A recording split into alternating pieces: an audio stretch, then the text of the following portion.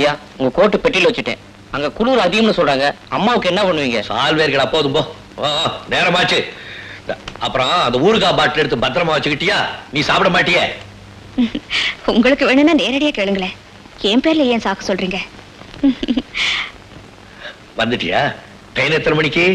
எந்த ட்ரெயின்ப்பா? அப்பா அது அம்மாவும் நானும் ராமேஸ்வரம் போகணும்னு சொன்னமே. அப்பா அது வந்து கோவிலுக்கு அடுத்த வருஷம் போகலாமே. ஏன்பா நாங்க 2 பேரும் இந்த வீட்டுல சும்மா தானே இருக்கோம். நீங்க சும்மா இருந்தா பணம் தானா வந்து கொட்டுமா? எவ்வளவு செலவு இருக்கு. பணத்துக்கு நான் எங்க போறது? ரமேஷ் படிப்பு செலவு வேற. இந்த வீட்டுல நான் ஒருத்தன் தானே சம்பாதிக்கிறேன். எல்லாம் அப்புறம் பாத்துக்கலாம்.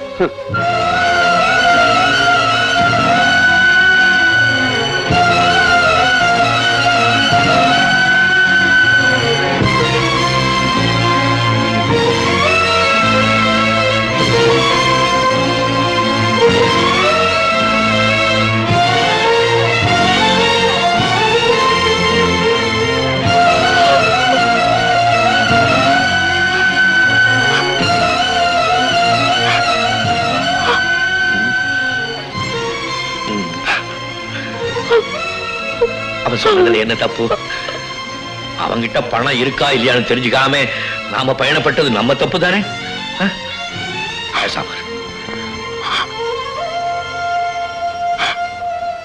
ஐயா நீ கொடுத்த பணத்துல கொஞ்சம் கொஞ்சமா சேர்த்து போஸ்ட் ஆபீஸ்ல 500 ரூபாய் போட்டு வச்சிருக்கேன்.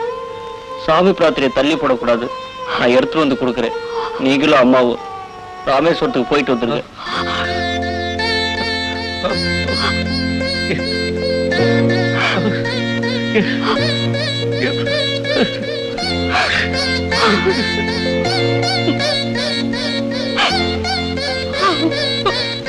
கண்ணா அப்பா நீ சொன்னதே போதும்பா. எங்களுக்கு ராமேஸ்வரத்துக்கு போயிட்டு வந்து புண்ணியம் கிடைச்சிருச்சு. நீ நல்லா இருக்கணும். நல்லா இரு.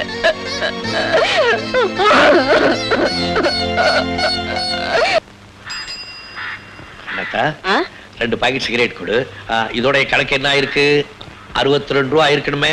சிகரெட் வாங்கிக்கங்க என்ன கணக்கெல்லாம் எதுக்கு? ஏன் கணக்கு வேண்டாங்கிற?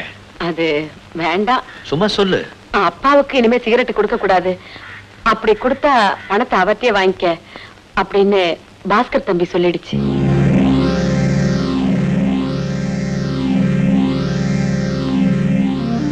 நீங்க சம்பாரிச்சு எவ்வளவோ செலவு பண்ணி பிள்ளைங்களை கண்ணும் கருத்துமா வளர்த்தீங்க. இப்ப நீங்க சம்பாதிக்க முடியல என்ன உடனே உங்க பிள்ளைங்களே உங்களை பாரமா நினைக்கிறாங்க. அதை நினைச்சாதான் எனக்கு வயிறு பத்திக்கிட்டு வருது. அது கிடக்கட்டும் என்ன, நீங்க எப்ப வேணாலும் வாங்க. ஏன் கணக்குல கொடுக்கறேன்.